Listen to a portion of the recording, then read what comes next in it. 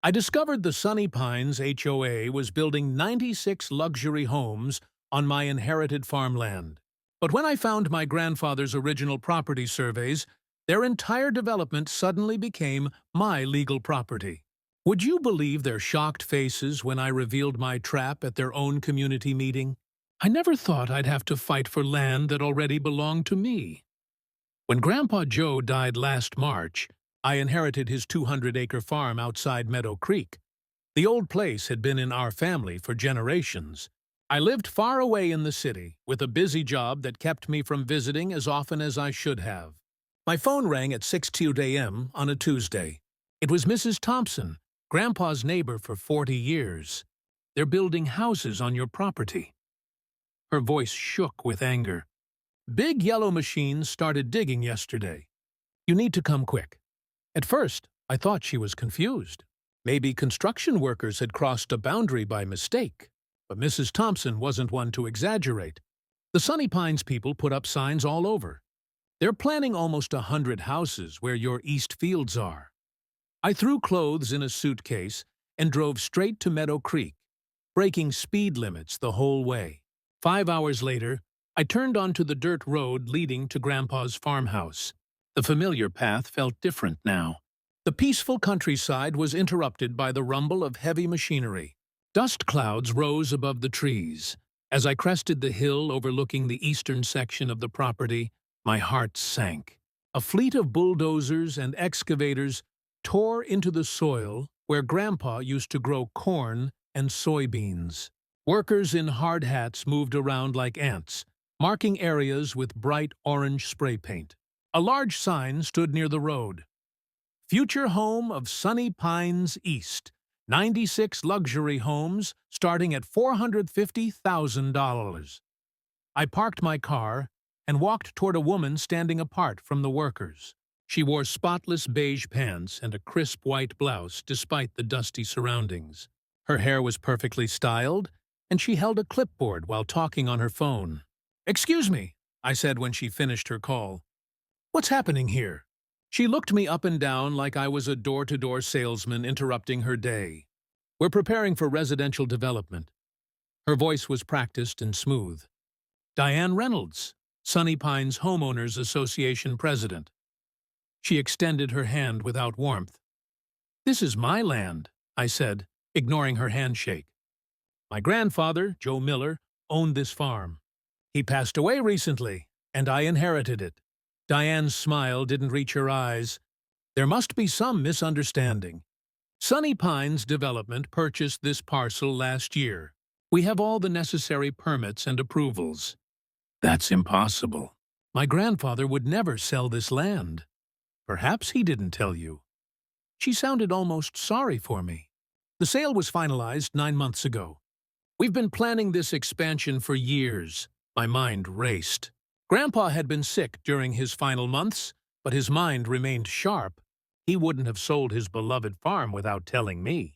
Something wasn't right. "I need to see those documents," I demanded. "You're welcome to contact our legal department." Diane handed me a business card. "I assure you everything is in order now. If you'll excuse me, we have a schedule to maintain." She turned away, already dialing another number on her phone. I stood there feeling helpless as machines continued to tear up the soil that had fed my family for generations. Back at the farmhouse, Mrs. Thompson waited on the porch with a pitcher of iced tea and a worried expression. "They started showing up with measuring tools about 3 months ago," she explained. "Your grandpa was furious. He kept saying they had no right, that they were trying to steal what wasn't theirs." "Did he mention selling any land?" I asked. "Never. Joe swore this farm would stay in your family forever." Mrs. Thompson's eyes watered. The day before he went to the hospital for the last time, he was looking through his old office, said he needed to find something important to protect the farm. Grandpa's office remained untouched since his death. I hadn't had the heart to go through his things when I briefly visited for the funeral. Now I needed answers. The small room smelled of pipe tobacco and old books. Shelves lined the walls, stuffed with farming almanacs, family photo albums, and decades of careful records.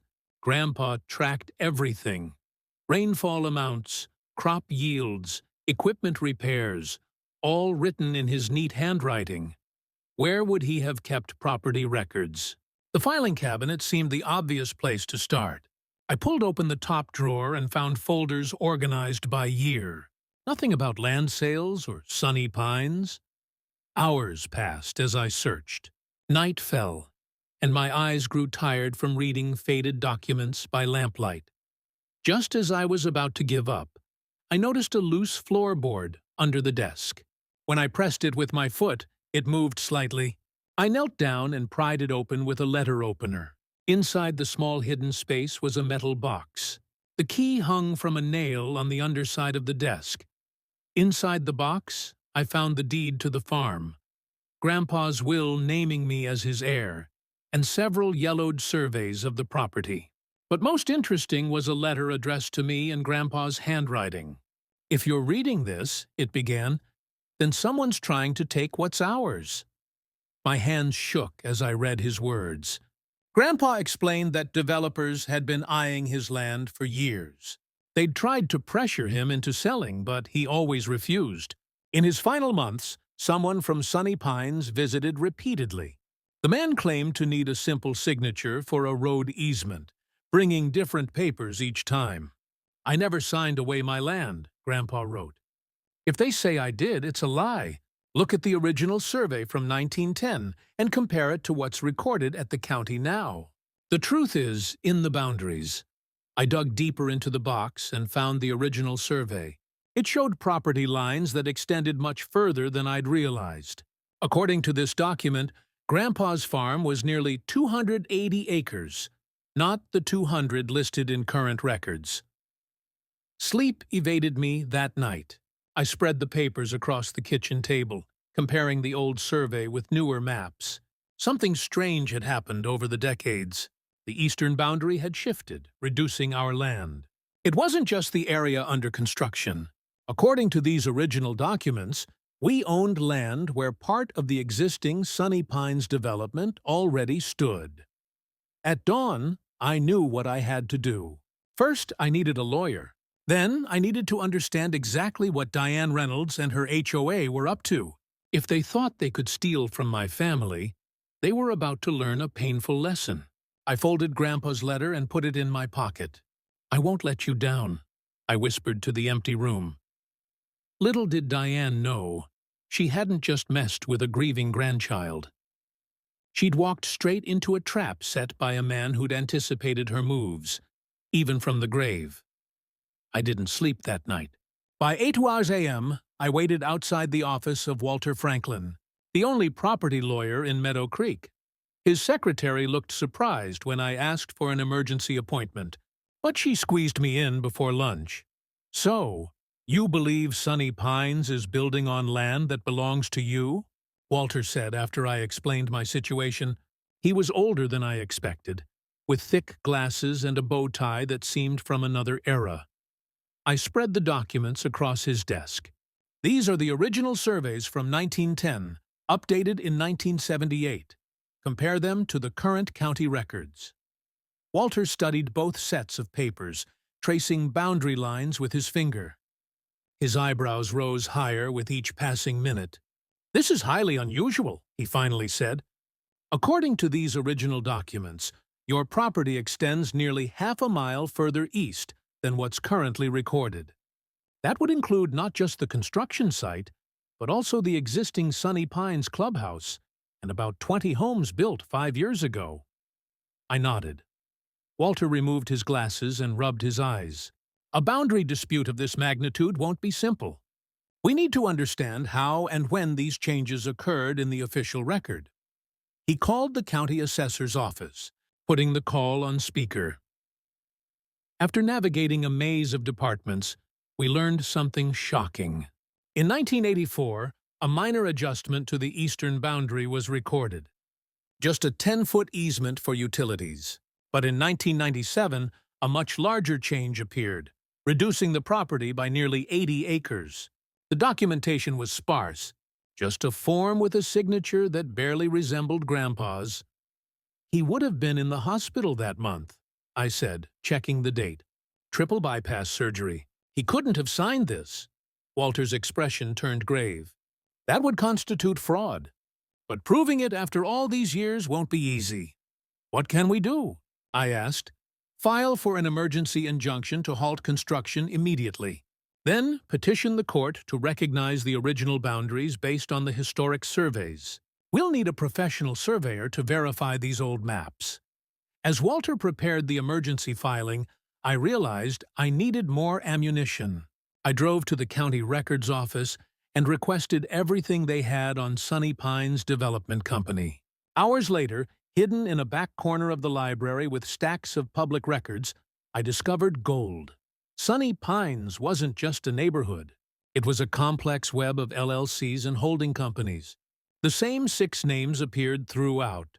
Diane Reynolds, her husband Thomas Reynolds, County Commissioner James Harris, Planning Board Director Mark Wilson, and 2 others I didn't recognize.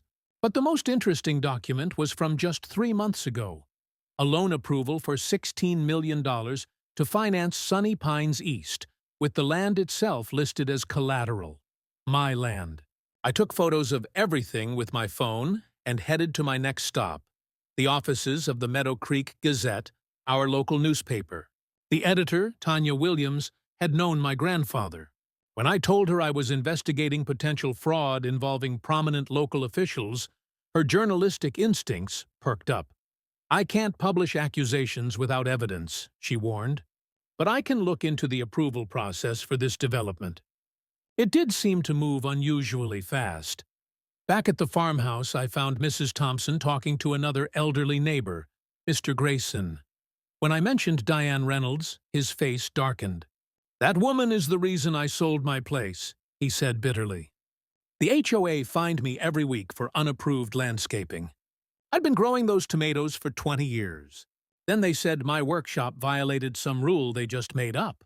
The fines kept coming until I couldn't afford to fight anymore. "How many others did this happen to?" I asked. "At least a dozen old-timers sold out in the last 5 years, always for less than market value. Always to companies I later found out were connected to those Sunny Pines people." A pattern emerged. Find vulnerable landowners, harass them with fines and regulations, force them to sell cheap, develop the land, and make millions. My grandfather had been their latest target, but he'd been one step ahead. My phone rang. "Walter Franklin." "The judge granted our emergency injunction," he said. "Construction has to stop immediately until a hearing next week. But brace yourself. This is going to get ugly." I thanked him and hung up, feeling a small victory. I drove back to the construction site with the court order in hand. The workers were packing up for the day when I arrived. Diane's sleek black SUV still sat near the site office. She came out as I approached, phone to her ear as usual. When she saw me, her expression hardened. "Construction stops now," I said, handing her the court order. "Legal boundaries are in dispute." She scanned the document, her perfect composure cracking slightly. "This is ridiculous. We have every approval we need." "Based on fraudulent boundaries. I have the original surveys." For the first time, uncertainty flashed in her eyes. It vanished quickly, replaced by cold determination. "This little stunt will cost you," she said quietly. "You have no idea who you're dealing with." "Actually, I do. 6 names on dozens of business filings. 16 million in loans using stolen land as collateral. County officials fast-tracking approvals for projects they secretly invest in." I hadn't planned to reveal how much I knew, but the look on her face was worth it.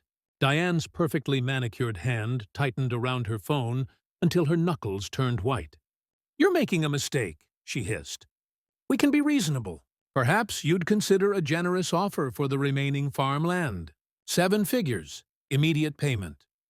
"Not interested. Everyone has a price." Her smile returned, confident and predatory. "Think about it. You don't even live here. What do you care about some old dirt? This old dirt has been in my family for 4 generations. It's not for sale." I turned to leave, feeling her eyes burning into my back. As I reached my car, she called out, "Commissioner Harris is my husband's golf partner. Judge Evans comes to my dinner parties. You think your injunction will last? You're nobody in this town." I drove away, her words echoing in my mind. She was right about one thing. I was an outsider here now. But she'd overlooked something important. Grandpa hadn't been. He'd lived in Meadow Creek his entire life, knew everyone, and was respected even by those who disagreed with him. And he'd left me more than just land. Back at the farmhouse, I returned to his office. If Grandpa had anticipated this fight, what else had he prepared? I searched more carefully, examining every folder, every notebook. In an album labeled Community Picnic 2018, I found dozens of photos of Grandpa with neighbors, local business owners, and families who'd known him forever. Each photo had names written on the back. These weren't just memories. They were connections, people who might stand with me against Sunny Pines. My phone buzzed with a text from an unknown number. "Parking violation at your property. Fine, $500, Sunny Pines HOA compliance." Attached was a photo of my car parked at Grandpa's farm, my own property. This was how it started, the pattern Mr. Grayson had described: harassment by paperwork. But unlike the others, I knew their game now, and I had something they didn't expect. Grandpa's secret weapon, still hidden in his files, waiting for the right moment. As night fell over the farm, I sat on the porch where Grandpa used to tell me stories during summer visits. The eastern fields lay quiet now, construction equipment abandoned under the court order. But this was just the beginning. Tomorrow, Diane would mobilize her connections. The real fight was coming. What she didn't realize was that I'd found more than just property surveys in Grandpa's hidden box. I'd found documents that didn't just question the boundary changes. They revealed who had falsified them, when, and why. Diane thought she was dealing with an absent grandchild, fighting for sentimental land. She had no idea she was facing the ghost of my grandfather, who documented every dirty deal and suspicious approval for years, patiently building a case while they thought he was just a stubborn old farmer. The trap was set. All I had to do was let them walk further into it. My heart pounded as I pushed open the glass doors of the Sunny Pines Community Center. Tonight was the night I'd been planning for weeks. Inside, nearly 100 people filled rows of folding chairs. They chatted excitedly about new tennis courts and fancy streets while sipping punch from small plastic cups.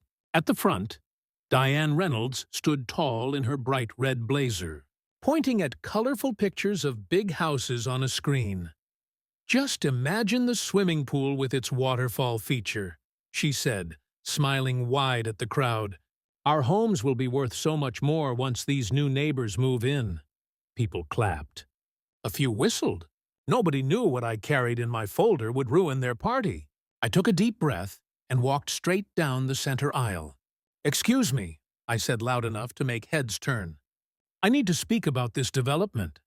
Diane's smile dropped for a second, then returned faker than before. "We'll take questions after the presentation." "This can't wait," I replied, stepping onto the small stage. I faced the curious crowd. "My name is Alex Morgan. My grandfather owned Willow Creek Farm for 60 years. The old property we purchased," Diane cut in quickly. "Yes, we're very grateful to finally develop that eyesore." Murmurs rippled through the room. I opened my folder and pulled out the first document. "This is the original land survey from 1910, I said, holding it up. "And this is the updated survey from 1978. I held up another paper. "According to these legal documents, my grandfather's land extends 80 acres farther east than what appears in current county records." I turned to face the HOA board members seated in a row behind the podium. I placed copies in front of each of them.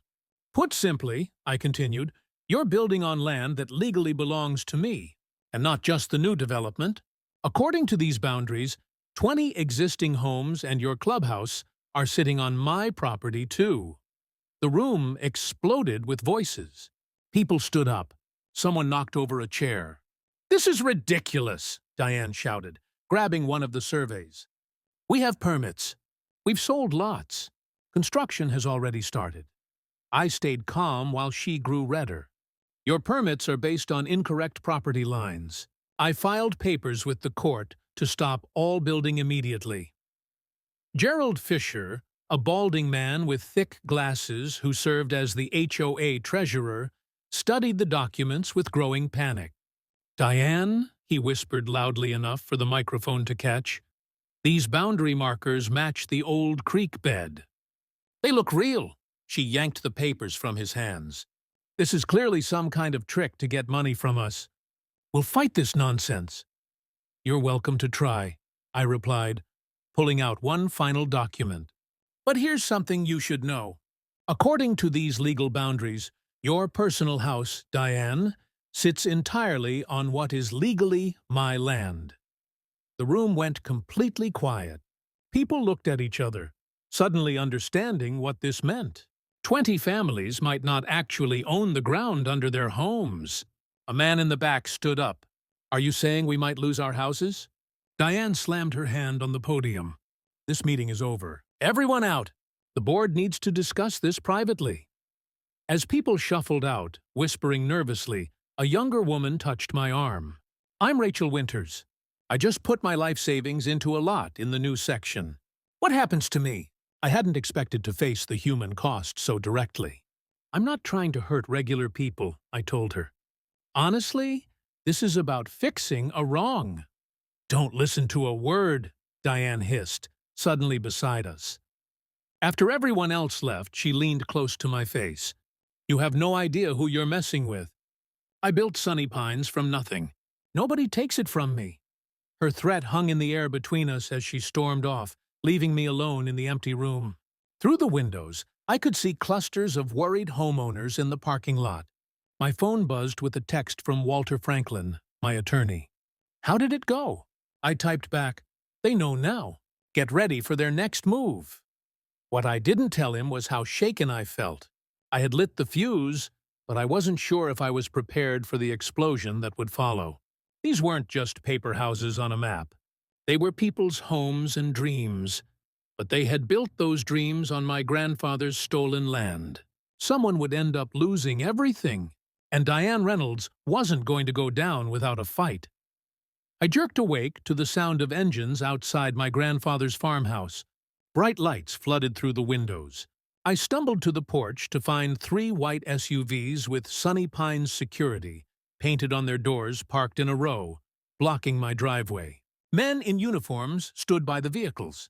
One stepped forward, handing me a thick envelope. "Cease and desist notice from the Sunny Pines Homeowners Association," he said flatly. "You are ordered to withdraw all claims against the development or face legal action." I tore open the envelope. Inside was a letter claiming my documents were fake and that I was attempting to commit fraud. They demanded I pay for damages to the community's reputation. "You can't be serious," I said. The man shrugged. "Just delivering the message. Have a nice day." He returned to his vehicle, but none of them left. I tried to leave for breakfast in town, but discovered they had placed large concrete blocks across the end of my driveway overnight. "Sorry, sir," one guard said without looking sorry at all. "This access point hasn't been approved by the development committee. It's been closed for safety reasons." I was trapped on my own property. I called the sheriff's office, but was told they couldn't help with a civil dispute and suggested I get a lawyer. My phone rang. Diane's name flashed on the screen. I hadn't given her my number. "Good morning," she said sweetly when I answered. "Enjoying the view?" "This is harassment," I said. "You can't block access to my property." Actually, according to county records, the real ones, that driveway crosses Sunny Pines' common areas. "We're within our rights to control access." "You know those records are wrong," she laughed. "Let me explain how this works. The county commissioner plays golf with my husband every Sunday. The building inspector's daughter works for my real estate company. The water department supervisor lives in Sunny Pines." I felt my stomach drop as she continued. "By tomorrow, your farmhouse will be cited for at least 15 code violations. Your water might get shut off due to maintenance issues. Local contractors won't return your calls because they know better than to cross me. That's illegal, I said. That's small-town politics, she replied. You can't win this. But I'm reasonable. Drop your claims, sign over the disputed acres, and this all goes away.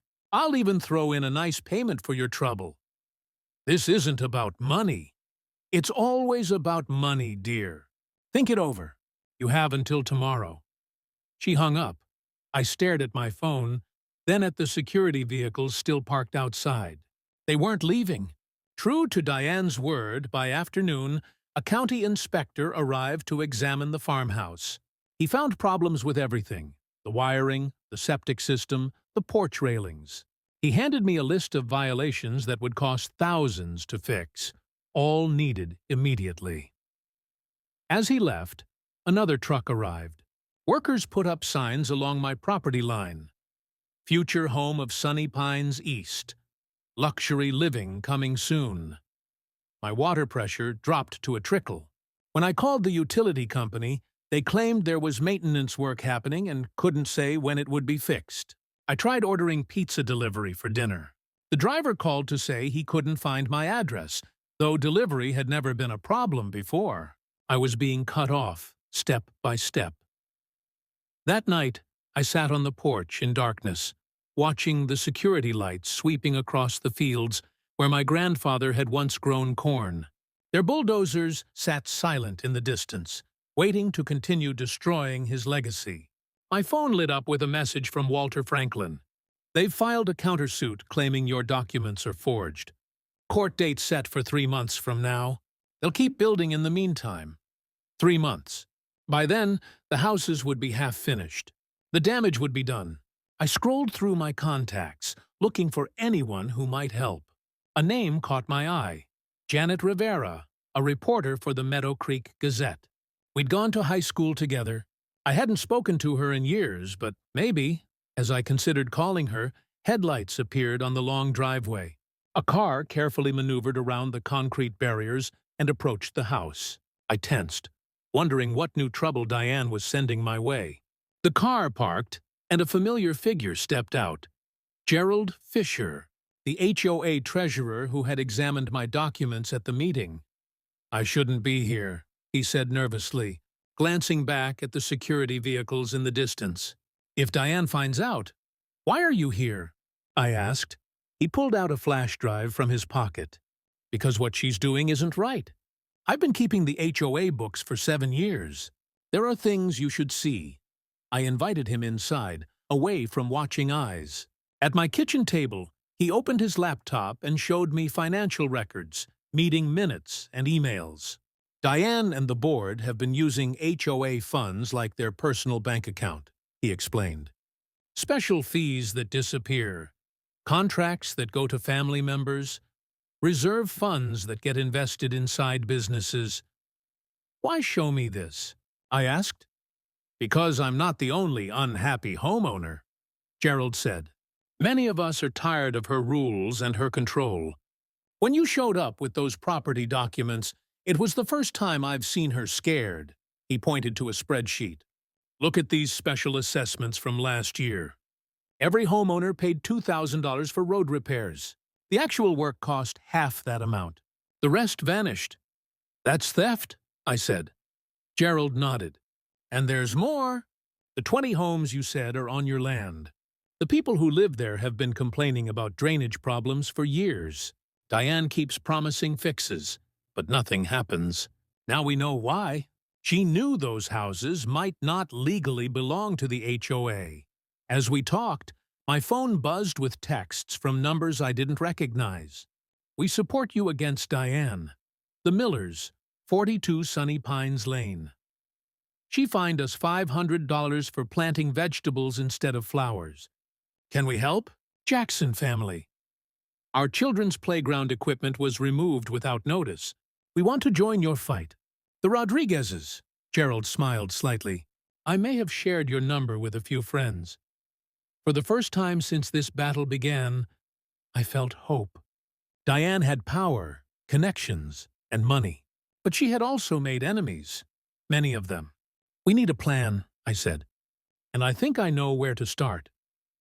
As Gerald left, carefully driving past the security vehicles, I watched a light rain begin to fall on the half-built houses in the distance. Diane thought she was punishing me into submission. Instead, she had just helped me find the allies I needed to win this war. Tomorrow would be different. Tomorrow, I would stop playing defense. My grandfather always said, "The best trap isn't one your enemy walks into. It's one they help you build without knowing it." Diane had just handed me the final pieces I needed. My water got shut off yesterday. The electricity followed this morning. I stood in my grandfather's kitchen, looking at spoiled food in the warm refrigerator. Diane Reynolds thought she could bully me off my own land by making life unbearable. She had another thing coming. I grabbed my notebook and headed out. If Diane wanted war, I needed allies.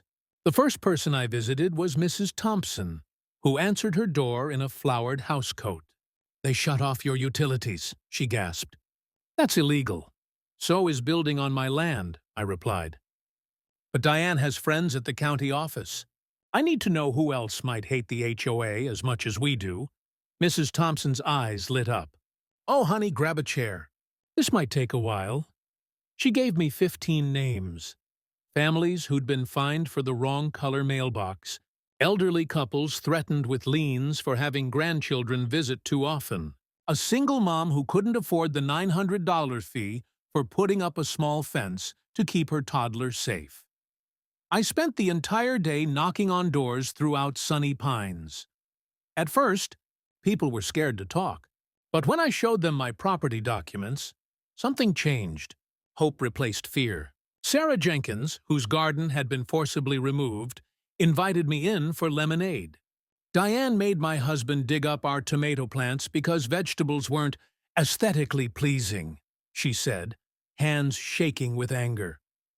We got a $500 fine. My husband works 2 jobs already. The Patel family had spent $3,000 fighting the HOA over their porch swing. The Johnsons couldn't paint their front door the color they wanted. Every house looked exactly the same. Beige with white trim. "It's not just the rules," Trevor Martinez explained while his wife, Maria, nodded. "It's how they enforce them." Diane drives around taking pictures of violations. Some people get warnings, others get instant fines. There's no fairness. By sunset, I talked to 27 families, all with similar stories, all afraid of Diane Reynolds. I picked up my phone and called Walter Franklin, my attorney. "Can we legally form a competing homeowners association?" I asked. "On your land?" "Absolutely," he replied. "But what about the existing homes?" "That's where it gets interesting," I said. "I'm going to need the community center for a meeting tomorrow night." Walter laughed. "They'll never let you use it." "They don't own it." "I do, according to my property lines, remember?" The next day, I printed 200 flyers. "Emergency community meeting. Your home may be at risk." I included copies of the original property survey. As darkness fell, the community center filled beyond capacity. 97 families showed up. People stood against walls when the chairs ran out. Diane arrived last, pushing through the crowd, her face twisted with rage. "This meeting is unauthorized. Everyone needs to leave immediately." Sarah Jenkins stood up. "Or what? More fines? Haven't you taken enough from us already?" The room erupted in applause. I walked to the front, holding up my hands for quiet. "I didn't come here to cause trouble," I began. "I came because my grandfather's land was stolen. But after meeting all of you, I realized I'm not the only victim." For the next hour, residents shared stories of HOA abuse. Tears flowed. Voices shook with emotion. Diane sat stiffly in the back, tapping furiously on her phone. "Here's what I propose," I said when everyone had spoken. "We form the Meadow Creek Homeowners Coalition. Together, we negotiate new property lines that are fair to everyone. We create a new community agreement with reasonable rules and transparent finances." "You can't do that!" Diane shouted. "These homes are bound by contract to Sunny Pines HOA. I held up the original land survey. Contracts based on fraudulent property ownership aren't valid, Ms. Reynolds. But I'm not here to take anyone's home. I'm here to fix what's broken. The vote was nearly unanimous. 89 families joined the coalition on the spot. As people filed out, energized and hopeful, Gerald Fisher approached me privately. "There's something you should know," he whispered, glancing nervously at Diane across the room. "The HOA finances, they don't add up. Monthly dues keep increasing, but our reserves are shrinking. I've tried to look into it, but Diane controls all the accounts." I patted his shoulder. "Would you be willing to show me the books?" He nodded. "Tomorrow morning, my office." Diane stormed over, pointing her finger in my face. "You've made a terrible mistake. By this time tomorrow, you'll regret ever coming to Meadow Creek." "Is that a threat, Ms. Reynolds?" "It's a promise. I have the county commissioner, the police chief, and the local judge on speed dial. This little rebellion ends now." What she didn't know was that I'd invited a reporter from the Meadow Creek Gazette to sit quietly in the back of the meeting. Every word had been recorded, every threat documented. As Diane slammed the door behind her, my phone buzzed with a text from Walter Franklin. Environmental survey results came in. "You won't believe what's on that land," I smiled. Diane thought she had all the power, but Grandpa always said the truth was the most powerful weapon of all. And tomorrow, the truth about Sunny Pines HOA would be front-page news. I woke up to police cars surrounding my grandfather's farmhouse. Through the window, I spotted Diane Reynolds standing next to a tall man in uniform. "Time to face the music. You're trespassing on private property," the police chief announced as I opened the door. I smiled calmly. "Actually, Chief Williams, I believe you'll find I'm the legal property owner." I handed him a folder containing the original land surveys and my grandfather's deed. "These documents haven't been verified," Diane snapped. "They have, actually." A woman stepped forward from a car I hadn't noticed. "Carolyn Mitchell, County Records Office. We pulled the original surveys last night after receiving some concerning reports." Diane's face went pale. "What reports?" I gestured toward the farmhouse. "Perhaps we should discuss this inside." "Coffee's ready." 15 minutes later, my kitchen table held an unexpected gathering. The police chief, the county records clerk, Walter Franklin, my attorney, and Diane, whose perfect makeup couldn't hide her growing panic. The original property lines were improperly recorded in 1973, Carolyn explained, spreading maps across the table. "This entire area, including the existing Sunny Pines homes and the new construction, legally belongs to the Morgan estate." The police chief whistled. "That's quite a mistake." "Not a mistake," Walter said quietly. "We have evidence suggesting the boundary change was deliberate." "Ridiculous!" Diane slammed her hand on the table. "This is a scam to extort money from hard-working homeowners." "Speaking of money," I said, sliding a folder toward the police chief. "Gerald Fisher provided these financial records yesterday. 3 years of Sunny Pines HOA accounts." As the chief flipped through the pages, his expression darkened. "Ms. Reynolds, can you explain why $427,000 in homeowner dues was transferred to Sunshine Consulting LLC?" "That's our legitimate management company," she replied stiffly. "Registered to your son-in-law," I added, "along with 4 other companies that charge the HOA for services: landscaping, security, maintenance, legal counsel, all going to businesses owned by your family members." The chief closed the folder. "Ms. Reynolds, we're going to need you to come down to the station. This is absurd. Do you know who I am? My husband plays golf with Judge Harrington every Sunday." As the chief led a protesting Diane out, Carolyn turned to me. "What happens now? Those people's homes—" "I have no intention of evicting anyone," I assured her. "But the development needs to stop until we can properly survey the wetlands." By afternoon, construction had halted. Local news vans lined the street outside the farmhouse. My phone rang constantly with calls from worried homeowners. I called an emergency town hall meeting for that evening. The local high school auditorium was the only space large enough. Nearly 400 people packed the room.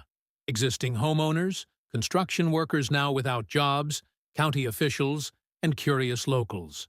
Fear and anger filled the air. I took a deep breath and stepped up to the microphone. My name is Alex Morgan. This was my grandfather's land. I didn't come here looking for trouble. I came to honor his legacy. Shouts interrupted me. What about our homes? We'll sue. My life savings is tied up in that house. I raised my hands. Please, I'm not here to take anything from you. In fact, I want to offer a solution that benefits everyone. The room quieted slightly. I continued. First, all existing homeowners will receive proper legal deeds to their property. No one will lose their home. Murmurs of relief spread through the crowd. Second, the new development will be redesigned to protect the wetlands that my grandfather cherished. These aren't just swamps. They're critical habitats and natural flood protection for the entire area.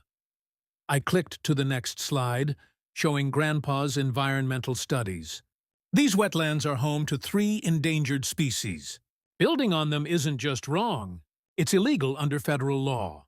A man stood up. I put my life savings into a lot in the new section. What happens to my investment? Fair question. We're establishing a property exchange program. Anyone who purchased in the protected area can swap for an equivalent lot in the redesigned development. No one loses their investment. For the next hour, I outlined my vision. A community that balanced homes with nature, transparent governance, reasonable rules, fair fees that actually went toward community improvements. Toward the end, Sarah Jenkins took the microphone. I've lived under Diane's rules for 8 years. I couldn't paint my door blue. I couldn't grow tomatoes. My kids couldn't play outside after 7 p.m. because it violated the noise ordinance. She looked around the room. Is that really the community we want? By the time the meeting ended, we had over 300 signatures supporting the new Meadow Creek Community Association. Even some of Diane's former allies joined, including Gerald, who agreed to help untangle the financial mess. The next 6 months weren't easy. Diane hired expensive lawyers who tried every trick to overturn our claims, but the evidence was too strong. She eventually accepted a plea deal on the financial fraud charges. Today, 1 year later, I'm sitting on my grandfather's porch, watching kids ride bikes past houses with doors painted every color of the rainbow. The community garden where Sarah's tomatoes grow tall is buzzing with neighbors sharing gardening tips. Behind me, Grandpa's farmhouse has been transformed into our community center. Classes, meetings, and celebrations happen daily. The wetlands are protected by a conservation easement with walking trails and educational signs explaining the importance of each plant and animal. Mrs. Thompson joins me on the porch, handing me lemonade. Your grandfather would be bursting with pride, she says, pointing to where construction has finally resumed on the redesigned development. Smaller homes, more green space, solar panels on every roof. I found something while cleaning out his study, I tell her, pulling out a faded notebook. Grandpa's journal from 30 years ago. He fought the original developers back then too, when they first tried to build on the wetlands. Mrs. Thompson smiles. He always said you were just like him, stubborn as a mule when fighting for what's right. In the distance, a blue heron rises from the protected marsh, soaring above homes where people now live in harmony with the land. Sometimes the best trap isn't about catching someone doing wrong, it's about showing them a better way to do right. Diane's HOA tried to steal my land, but instead, they gave me something far more valuable. A community that honors my grandfather's legacy, built on fairness, transparency, and respect for the land we all share.